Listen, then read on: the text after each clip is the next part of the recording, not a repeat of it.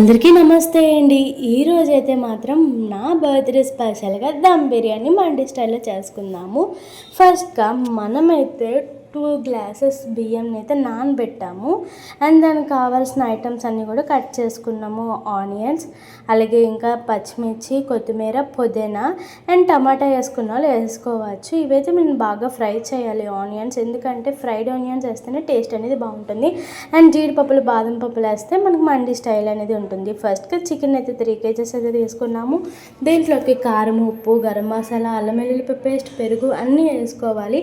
మీకు ఏదైతే మరి ఇష్టమైన మసాలాస్ ఉంటాయో మీరు ఆడిచ్చిన మసాలాని ఏదైనా సరే వేసుకొని బాగా కలుపుకొని దాంట్లోకి కొద్దిగా ఫ్రైడ్ ఆనియన్స్, కొత్తిమీర, పుదీనా అలాగే అవన్నీ వేసుకొని మనం ఫ్రిడ్జ్లో పెట్టేసుకోవాలి. ఇప్పుడైతే మనమైతే ఇంకా బిర్యానీ గిన్నె పెట్టుకొని దాంట్లోకి ఈ ఫ్రైడ్ ఆనియన్స్, అలాగే చికెన్, ఇంకా గరం మసాలాస్, బిర్యానీ ఆకు ఇవన్నీ కూడా వేసేసుకోవాలి. దాని తర్వాత ఇలాగైతే మనం ఉడికించుకోవాలి. కొద్దిగా వాటర్ అనేది వేయాలి. అసలు పెరుగు వేసి చాలామంది మరగబెడతారు, బట్ ఇలా కాకుండా పెరుగు వేయకుండా కొద్దిగా వాటర్ వేస్తే మనకి ముక్క అనేది ఉడుకుతుంది.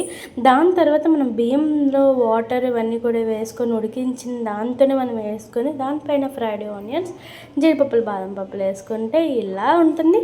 అండ్ టేస్ట్ ఉంది సూపర్, అబ్బా సూపర్. అండ్ చికెన్ ఈగర్లో కొద్దిగా కచ్చింబరి చేసుకొని తింటే సూపర్. బాయ్.